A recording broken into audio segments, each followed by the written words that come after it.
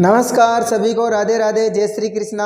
स्वागत है आप सभी का आपके अपने YouTube चैनल के ऑनलाइन प्लेटफॉर्म पर।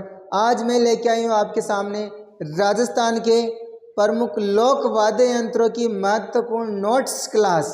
इसमें मिलने वाले आपको राजस्थान के लोक वाद्य यंत्रों के बहुत ही शानदार नोट्स, वो भी ट्रिक के साथ में, और बिल्कुल एक एक वाद्य यंत्र की आपको फोटो भी साथ में मिलेगी। उससे आपके वाद्य यंत्र आसानी से आपके दिमाग में अच्छे से बैठ जाएंगे और आपको अच्छे से याद रह पाएंगे। तो आपको क्या करना है, ट्रिकों को और जितने भी वाद्य यंत्र हैं उनको विस्तार से ट्रिकों से सबसे अच्छे से समझें और पढ़ें और नोट्स बनाएं, जिससे आपके एग्जाम तक, आपके लक्ष्य प्राप्ति तक वो काम में आए।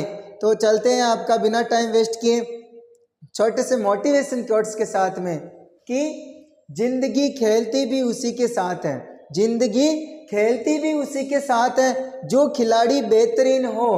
दर्द सबके एक से हैं, दर्द सबके एक से है, मगर हौसले सबके अलग अलग हैं। अगर आपको जिंदगी में जंग जीतनी है, अपने लक्ष्य को प्राप्त करना है, तो नेक्स्ट लाइन पे गौर करिएगा। कोई हताश होके बिखर जाता है, कोई हताश होके बिखर जाता है, तो कोई संघर्ष करके निखर जाता है।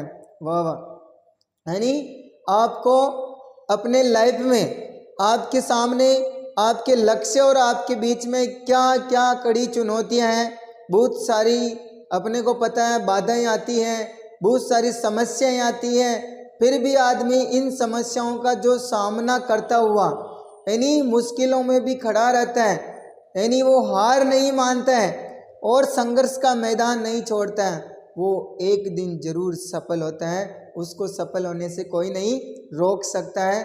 किस्मत को भी मेहनत के आगे झुकना पड़ता है, घुटने टेकने पड़ते हैं। इसलिए मेहनत अपनी इतनी जबरदस्त होनी चाहिए कि किस्मत को भी पलटना पड़े, किस्मत को भी पलटना पड़े। ठीक है, तो आपको मेहनत अच्छे से करनी है, लगातार संघर्ष करना है, तो आपको एक न एक दिन जरूर आपका लक्ष्य आपके पीछे दौड़ता हुआ आएगा और आपको एक दिन आनंद की अनुभूति होगी अपने लक्ष्य को पाके। वो आपके लिए सबसे बड़ा दिन होएगा, आपके माता पिता के लिए और आपके लिए वो दिन यादगार का दिन होएगा। चलिए चलते हैं आपका बिना टाइम वेस्ट किए अपने महत्वपूर्ण नोट्सों की ओर। राजस्थान के लोक वाद्य यंत्र देखिए दोस्तों, नोट्स बिल्कुल मैं आपको बता देता हूँ। जैसे छाछ में से माखन को निकालते हैं, वैसे बहुत सारे अन्य अन्य जो महत्वपूर्ण गाइडें हैं राजस्थान की NCERT RBSE, इसके अलावा जो भी मतलब अच्छी अच्छी गाइडें हैं, उनसे निचोड़ करके बिल्कुल शानदार स्टिक और अच्छे नोट्स बनाए हुए हैं। और इन नोट्सों से क्वेश्चन बाहर जाने की संभावना बिल्कुल भी नहीं रहेगी। तो आप नोट्सों को अच्छे पढ़ें और क्लास अच्छी लगे तो अपने दोस्तों के साथ में शेयर भी जरूर करें। देखिए आपके सामने बहुत शानदार नोट्स हैं, इनके चित्र भी साथ में दिए हुए हैं, जिससे आपको आसानी से याद रहे। तो आपको क्लास को अंतिम लास्ट तक जरूर देखें, जिससे आपको अच्छे से याद रहे। चलिए चलते हैं अपने नोट्स, आप भी साथ साथ में चलें, अपनी एक छोटी सी बुक उठाएं, कॉपी, और उसमें नोट्स बनाते चले साथ साथ में, तो आपके लिए थोड़ा अच्छा रहेगा। जो भी आपको लगता है स्पीड ज़्यादा है या वापस रिवीजन करना, आप स्टॉप करके वापस रिवर्स करके देख सकते हैं। ठीक है, क्योंकि क्लास को लंबी नहीं बनानी है। वैसे ऑफलाइन क्लास में तो बार बार रिवीजन के माध्यम से, इनके माध्यम से अपने दिमाग में रील अच्छे से बन जाती है, लेकिन ऑनलाइन में भी आप चाहो तो अच्छे से पढ़ सकते हो, वापस बार बार वीडियो को देख सकते हो और अच्छे से याद कर सकते हो। क्या होते हैं लोक वाद्य यंत्र? लोक वाद्य यंत्र क्या होते हैं? आजकल क्वेश्चनों का जो पूछने का तरीका है डायरेक्ट, सिंपल और सीधा होता है। डायरेक्ट ऊपर से प्रश्न पूछा जाता है और आदमी अंदर अंदर से पढ़ के जाता है और ऊपर की बात नहीं आती, तो फिर कोई मतलब नहीं है।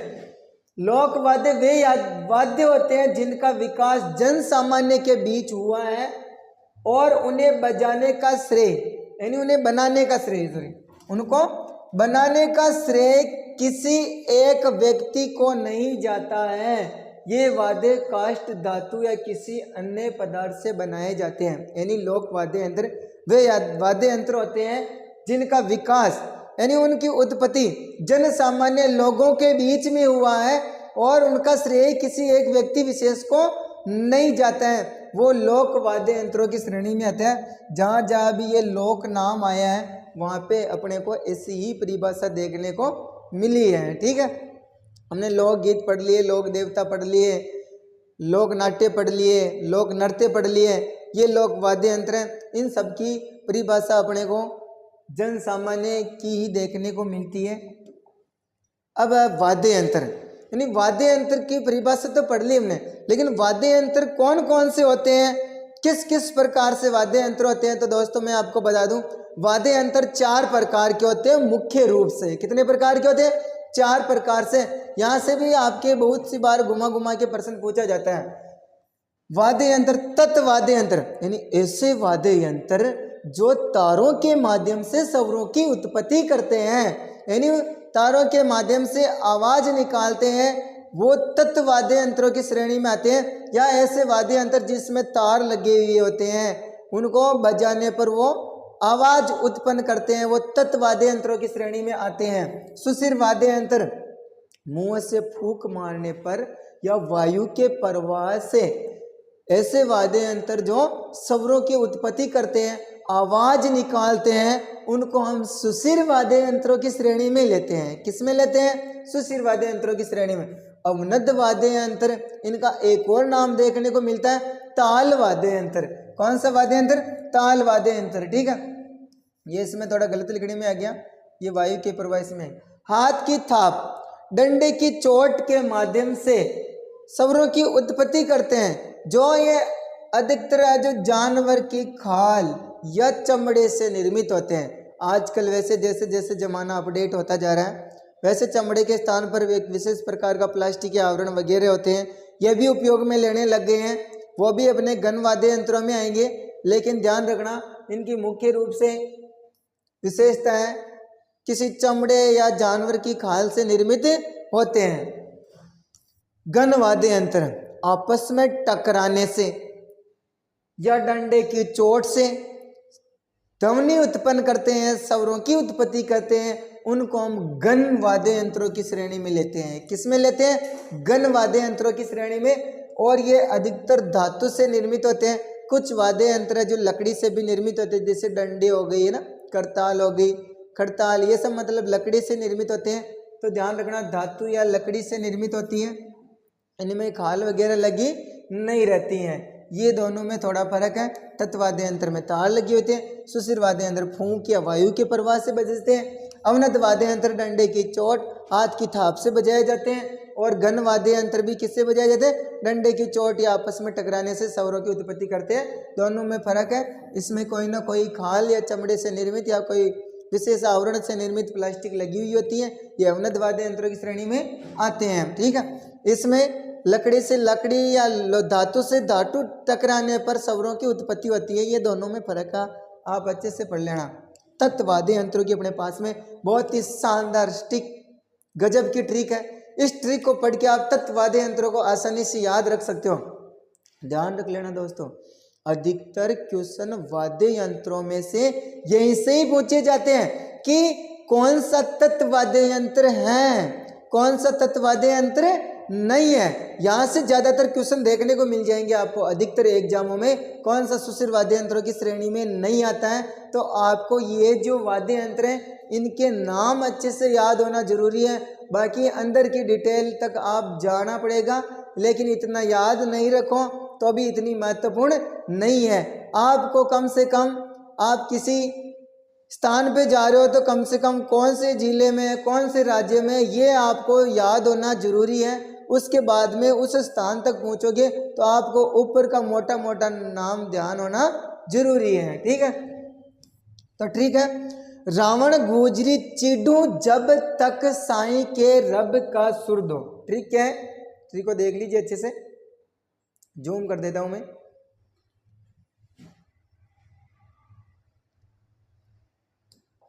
ये ठीक, रावण गुजरी चिड़ू जब तक साईं के रब का सुर दो। बोलो मेरे साथ में बोलो, रावण गुजरी चिढ़ू जब तक साईं के रब का सुर दो। वापस बोलो, रावण गुजरी चिढ़ू जब तक साईं के रब का सुर दो। अब इसकी आपको फुल फॉर्म याद करनी है। रावण से हो जाएगा रावणत्ता, रावण से क्या हो जाएगा रावणत्ता। गुजरी से हो जाएगा गुजरी वाद्य यंत्र, गुजरी से क्या हो जाएगा गुजरी वाद्य यंत्र। ची से हो जाएगा चिकारा, ची से क्या हो जाएगा चिकारा वाद्य यंत्र। डू से हो जाएगा डुक्का को या दुक्का को, डू से क्या हो जाएगा डुक्का को या दुक्का को। जैसे हो जाएगा जंतर, जैसे क्या हो जाएगा जंतर। ब से क्या हो जाएगा बपंग या अपंग। त से क्या हो जाएगा इन तंदूरा, तानपुरा, चौतारा, तंबूरा, वेणो, इसके बहुत सारे नाम आपको ध्यान रखना। ख से हो जाएगा खम्मच, इनकी डिटेल आगे पढ़ेंगे अभी। और सा से हो जाएगा सारंगी, ई से हो जाएगा इकतारा, के से हो जाएगा केंदुरा, रब से हो जाएगा रबाब या रबाच, का से हो जाएगा कामाइचा, सुर से हो जाएगा सुरमंडल, दो से हो जाएगा दो तारा। कितने तारा दो तारा बच्चों, ठीक है। देखो इनको एक बार वापस देख लो। ये ट्रिक आप अच्छे से याद करो। जब से मैंने इसको शुरू में याद किया तब से मेरे दिमाग में ऐसे सेट हो रखी है, इनकी फुल फॉर्म भी मेरे को अच्छे से याद है। तो आप भी इसको अगर 2-4 बार प्रैक्टिस करोगे अच्छे से याद हो जाएगी। कोई मुश्किल बात नहीं है कि रावण गुजरी चिड़ू जब तक साईं के रब का सुर दो। रावण से रावणता, गुजरी से गुजरी, ची से चिंकारा, डू से डुका को दुका को, जैसे जंतर, ब से बपंग अपंग, त से तंदूरा, ख से खम्मच। रावण गुजरी चिड़ू जब तक, सा से सारंगी, ई से इकतारा, के से केंदुरा, रब से रबाब और का से कामाइचा, सुर से सरुमंडल, दो से दो तारा। आपको भी अच्छे से याद हो जाएंगे, बस आप 1-2 बार प्रयास करें। रावण से रावणता, गुजरी से गुजरी वाद्य यंत्र, चिकारा वाद्य यंत्र, डुक्का को या दुक्का को वाद्य यंत्र, जंतर वाद्य यंत्र, बपंग या अपंग, तंदूरा चौतारा, खम्मच, सारंगी, इकतारा, केंदूरा, रबाब रबाच, कामाइचा, सुरमंडल, दो तारा। ये अपने तत्व वाद्य यंत्रों के महत्वपूर्ण वाद्य यंत्र हैं। आपको अच्छे से याद रखने हैं, इनसे बाहर आपको नहीं पूछा जाएगा। अब देख लेते हैं इनकी विस्तृत डिटेल, ठीक है। देखिए ये आपके सामने इनकी शानदार डिटेल चित्रों के साथ में आप अच्छे से याद कर सकते हो। सबके सब वाद्य यंत्रों के आपको चित्र मिलेंगे सामने। रावण हत्ता, कौन सा वाद्य यंत्र रावण हत्ता। ये रावण हत्ता कैसा होता है, ये आधे कटे नारियल के ऊपर बकरे की खाल चढ़ा के, आधे कटे नारियल के ऊपर किसकी खाल चढ़ाते, ये देखो ये आधा कटा हुआ ऐसा नारियल का हिस्सा होता है, इसके ऊपर ऐसे बकरे की खाल चढ़ा दी जाती है। फिर इसके ऐसे ये लकड़ी का गुटका तोड़ के लगा दिया जाता है और इसके ऊपर तार बांध दिए जाते हैं। और ये है इसके घोड़े की पूंछ के बाल लगाया जाता है। इसको बोलते हैं हम गज, क्या बोलते हैं इसको गज बोलते हैं। और गज की सहायता से इसको ऐसे बजाया जाता है, ठीक है। तो देखिए डिटेल आधे, ये राजस्थान का प्राचीनतम वाद्य यंत्र होता है, वायलिन के समान होता है, ध्यान रख लेना। बहुत सी बार लेवल वाले एग्जाम में ऐसा क्वेश्चन पूछा जाता है। प्राचीनतम वाद्य यंत्र वायलिन के समान, आधे कटे नारियल पर बकरे की खाल चढ़ाई जाती है और इस भाग को टोक्सी बोलते हैं। इस भाग को क्या बोलते हैं टोक्सी। 5 से 9 तार होते हैं, इन तारों को पुखवाज बोलते हैं। तारों को क्या बोलते हैं पुखवाज। इनके जो ये खूंटियाँ लगी हुई थी देखो, इन खूंटियों को क्या बोलते हैं मोरनियाँ। खूंटियों को क्या बोलते हैं, इन खूंटियों को हम मोरनियाँ बोलते हैं। क्या बोलते हैं मोरनियाँ। इनको गज की सहायता से बजाया जाता है, इसको गज बोलते हैं। ये है गज। इसके घोड़े की पूंछ के बाल लगे हुए होते हैं।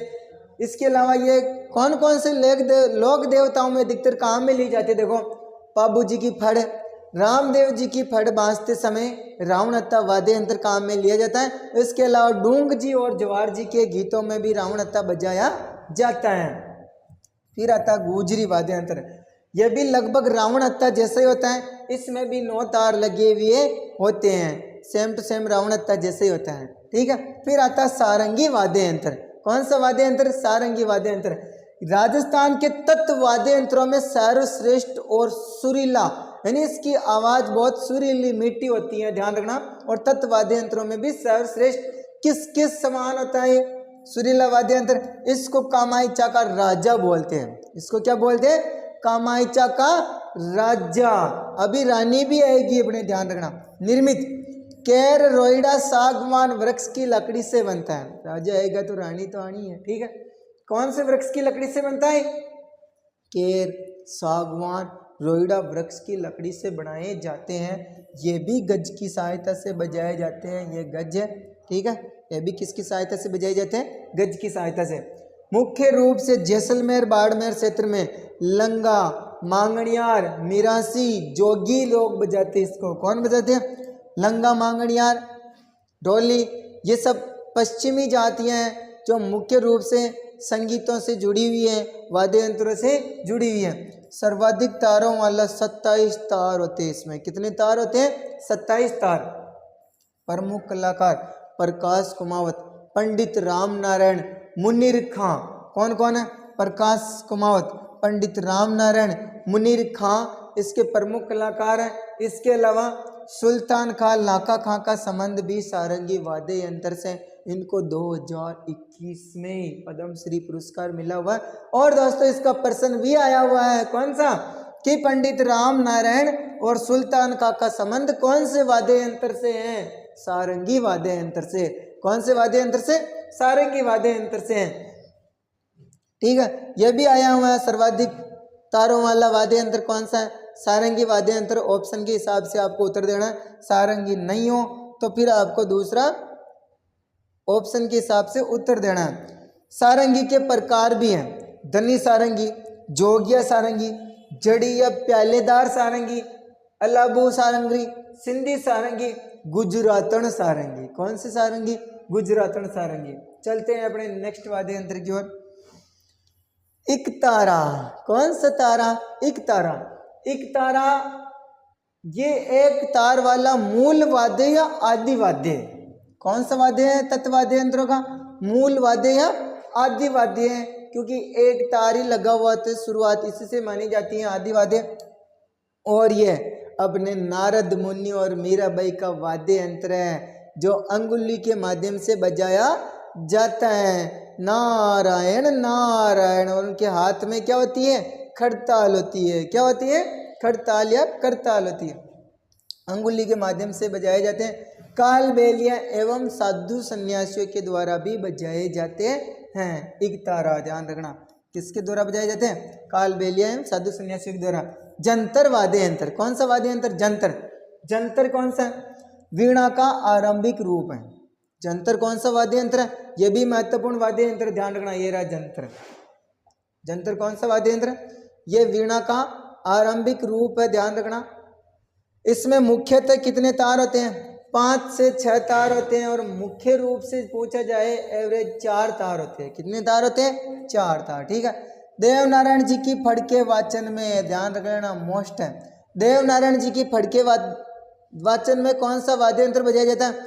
जंतर वाद्य यंत्र बजाया जाता है, ठीक है। आप टाइप करेंगे तेजा जी की फड़ में, तेजा जी के कौन सा वाद्य यंत्र बजाया जाता है? ध्यान रखना। चलो तेजा जी का मैं बता देता हूँ। वर्णी वाद्य यंत्र बजाया जाता है। आप बताएंगे मेरे को बाबू जी और रामदेव जी की फड़ बांधते समय कौन सा वाद्य यंत्र बजाया जाता है? कमेंट में टाइप करेंगे। गुजर भोपे गले में लटका कर बजाते हैं इसको। देखो इसमें क्या होता है? एक लकड़ी होती है, इस लकड़ी के ऊपर ऐसे 2 तुम्बे लगा दिए जाते हैं कटे हुए, इनके ऊपर तार लगाए जाते हैं, ठीक है। फिर इनको गले में लटका कर बजाते हैं गुजर भोपे। मुख्यतः टोंक, अजमेर, भीलवाड़ा और मेवाड़। मुख्यतः कहाँ बजाया जाता है? टोंक, अजमेर, भीलवाड़ा और मेवाड़ में इसको बजाया जाता है। अधिकतर बगड़ावत जाति के जो गुजर लोग हैं वह भी इसको बजाते हैं। देवमाली ब्यावर के मेले में इसमें बहुत से काम में लिया जाता है। बपंग वाद्य यंत्र। कौन सा वाद्य यंत्र? बपंग वाद्य यंत्र। डमरूनुमा तत्वाद्य यंत्र। कौन सा वाद्य यंत्र? डमरूनुमा तत्वाद्य यंत्र। तुम्बे से बना एक सिरे पर चमड़ा लगा हुआ होता है, ये रहा, इसको बोलते हैं बपंग। क्या बोलते हैं इसको? बपंग वाद्य यंत्र। ठीक है, अच्छे से देख लो, इनकी इमेज आपके दिमाग में जरूर सेट होनी चाहिए। देखो इसमें ये बपंग है, ये एक खूंटी होती है, इस खूंटी से ये तार बंधा हुआ रहता है जो इसके ऐसे रगड़ के माध्यम से बजाया जाता है और इससे स्वर की उत्पत्ति होती है तार से। ठीक है, ये होता है बपंग। ये क्या होता है? बपंग होता है। एक अपंग होता है। बपंग अपंग दोनों में थोड़ा सा फर्क है।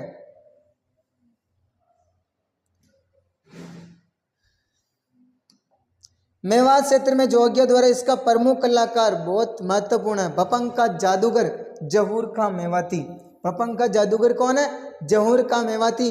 प्रश्न पूछा हुआ ये भी, और ये भी पूछा हुआ उमर खां मेवाती का संबंध कौन से वाद्य यंत्र से? बपंग वाद्य यंत्र से।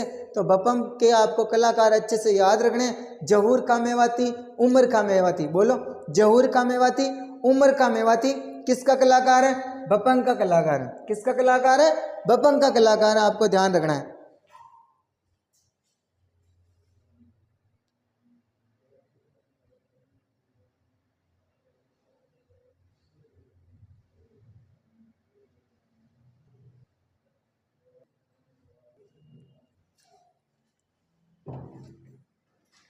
ठीक है, अच्छे से आपको ध्यान रखना है, जहूर खां मेवाती, उमर खां मेवाती। नेक्स्ट चलते हैं, तंदूरा, तानपुरा, चौतारा, वेणु। तंदूरा, इसको और बोलते हैं तानपुरा, इसका और नाम है चौतारा, इसका और नाम देखने को मिलता है वेणु, और नाम देखने को मिलता है तंबूरा। क्या देखने को मिलता है? तंबूरा। इसमें कितने तार होते हैं? 4 तार वाला वाद्य यंत्र। कितने तार वाला? 4 तार वाला वाद्य यंत्र। रोइडा वृक्ष की लकड़ी से बना हुआ होता है। कौन से वृक्ष की लकड़ी से? रोइडा वृक्ष की लकड़ी से। ध्यान रखना, कामड़िया पंथ में महिलाओं द्वारा मजीरों के साथ में बजाया जाता है। ठीक है, ये कामड़िया पंथ कौन से लोक देवता के भक्त होते हैं? रामदेव जी के भक्त। रामदेव जी ने कामड़िया पंथ चलाया था, उनकी भक्त महिलाओं के द्वारा मजीरे बजाए जाते हैं, और मजीरों के साथ में क्या बजाया जाता है? तंदूरा या चौतारा। ये 13 ताली नृत्य में किया जाता है, और 13 ताली नृत्य में 13 मजीरों का प्रयोग किया जाता है। कितने मजीरों का? 13 मजीरों का। हमने उधर और पढ़ा है। 13 ताली नृत्य की उत्पत्ति कहाँ से होती है? आपको कमेंट में टाइप करना है। कामायचा, सारंगी के समान, सारंगी की रानी। ये देखो आ गई। किसकी रानी है? सारंगी की रानी। कौन है? कामायचा। ध्यान रखना, जबकि अभी हमने पढ़ा था कौन सा वाद्य यंत्र? सारंगी वाद्य यंत्र। कौन सा वाद्य यंत्र? सारंगी वाद्य यंत्र। ये सारंगी किसका राजा है? कामायचा का राजा। किसका राजा है? कामायचा का राजा है। जबकि अपने ये वाला वाद्य यंत्र कामायचा, सारंगी की रानी। यानी सारंगी तो कामायचा का राजा, सारंगी तो कामायचा का राजा, और ये कामायचा सारंगी की रानी। ठीक है, मूलतः ईरानी वाद्य यंत्र है। मूलतः ईरानी वाद्य यंत्र है। इसमें 16 से 26 तार होते हैं। 3 मुख्य तंतु, 3 तार होते हैं, मुख्य 3 तार, जो किसके बनते हैं? बकरे की आंत के। किसके बनते हैं? बकरे की आंत से बनते हैं। ये आदमी जो आपको दिख रहा है, यह भी एक बहुत महत्वपूर्ण व्यक्ति है, इसके बारे में भी अभी हम चर्चा करेंगे। इसको जैसलमेर में मुस्लिम शेख मांगणियार बजाते हैं। कौन बजाते हैं? मुस्लिम शेख मांगणियार लोग बजाते हैं। इसका कलाकार साकर खां, गेवर खां, दारा खां। इसको मैं डायरेक्ट भी याद करवाता हूँ, शक्कर खां, गेवर खां, दाना खां।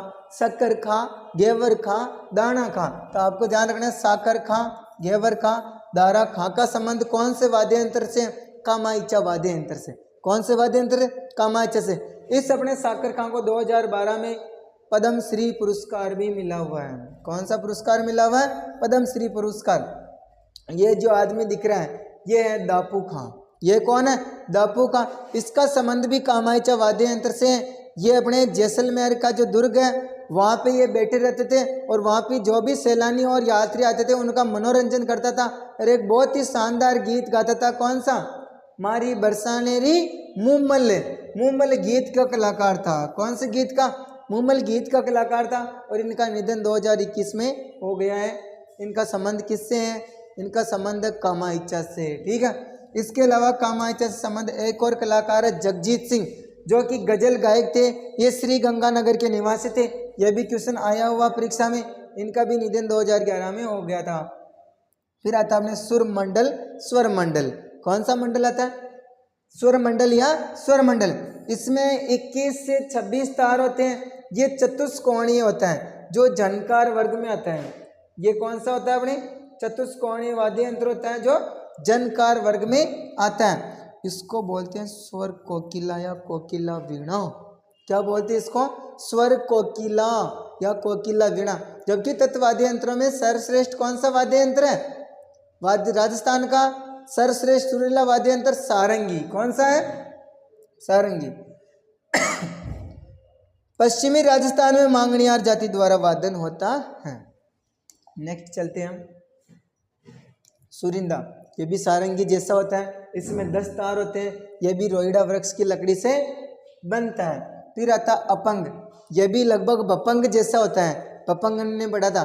पपंग का जादूगर आपको ध्यान रखना है, ठीक है। भील एवं ग्रासिया जनजाति द्वारा बजाया जाता है।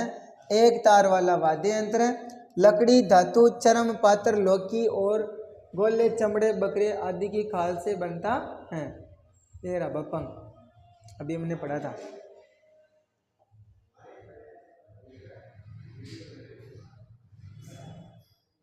ये बपंग, ये क्या है? बपंग। सेम इसके जैसा ही होता है अपंग। बपंग के आपको कलाकार ध्यान रखना, जौहर खां मेवाती, उमर खां मेवाती, ठीक है।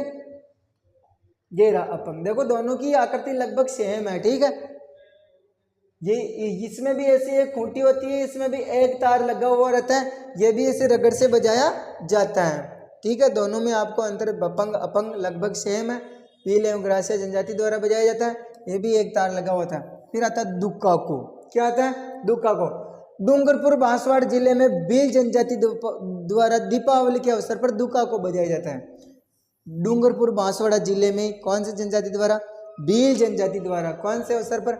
दीपावली के अवसर पर बजाया जाता है। चिंकारा, जो मैंने महत्वपूर्ण बताया उनके कलाकार वगैरह आपको ध्यान रखने हैं, ठीक है। वैसे पर ये परीक्षा में कमी पूछी हुई है।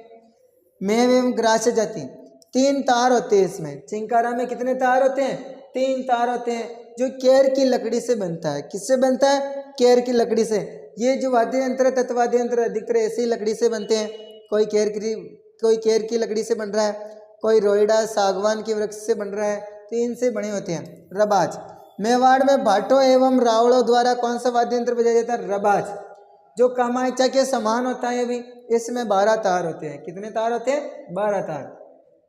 फिर आता है रबाब, इसमें 4 तार होते हैं। कितने तार होते हैं? 4। ये अलवर में मेव एवं टोक में मुसलमानों द्वारा जाता है। यानी मुसलमानों द्वारा कौन सा वाद्य यंत्र बजाया जाता है? 4 तार वाला। ये बजाया जाता है अपने रबाब वाद्य यंत्र। कौन सा वाद्य यंत्र? रबाब। फिर आता है अपने वीणा। ये माँ सरस्वती का वाद्य यंत्र। किसका वाद्य यंत्र है? माँ सरस्वती का वाद्य यंत्र है। इसको महाराणा कुंभा, मुगल शासक औरंगजेब भी बजाते थे। कौन बजाते थे? महाराणा कुंभा और मुगल शासक औरंगजेब। प्रमुख कलाकार है विश्व मोहन भट्ट। वीणा का प्रमुख कलाकार कौन है? विश्व मोहन भट्ट। और ये एक वीणा की रचयिता भी हैं। कौन सा वीणा? मोहन वीणा, या उसको विश्व वीणा भी बोलते हैं। 2012 में इनको राजस्थान रत्न मिला था और 2017 में इनको पद्म भूषण मिला था। इसके अलावा 1994 में इनको एक और अवार्ड मिला था, ग्रैमी अवार्ड, जो ये अमेरिका का अवार्ड है। किनके साथ में जीता इन्हें? जर्मनी का गिटार वादक राय कूडर के साथ में, जुगलबंदी के साथ में इन्होंने अमेरिका में ग्रैमी अवार्ड जीता। मोहन वीणा का संबंध भी किससे? यानी मोहन वीणा के जनक है कौन? विश्व मोहन भट्ट। इसके बाद में आते अपने केनराया केंदुरा। वागड़ प्रदेश में रावल जोगी मकर संक्रांति पर गला लेंग की गाथा गाते हैं। कौन सी गाथा गाते हैं? गला लेंग की गाथा गाते हुए ये केनराया केंदुरा बजाते हैं। ये अपने तत्वाद्य यंत्र कंप्लीट होते हैं। बाकी के वाद्य यंत्र हम नेक्स्ट पार्ट में पढ़ेंगे। तब तक के लिए धन्यवाद। राधे राधे। क्लास अच्छी लगे लाइक सब्सक्राइब फॉलो जरूर करें और आपके दोस्तों को भी शेयर करें ताकि वो भी इसका लाभ ले सके। कर भला तो हो भला, यानी आप किसी एक आदमी की सहायता कर रहे हो तो आपको भगवान 2 आदमियों के बराबर आपको सहायता देगा। इसी के साथ में आज का राम राम सा।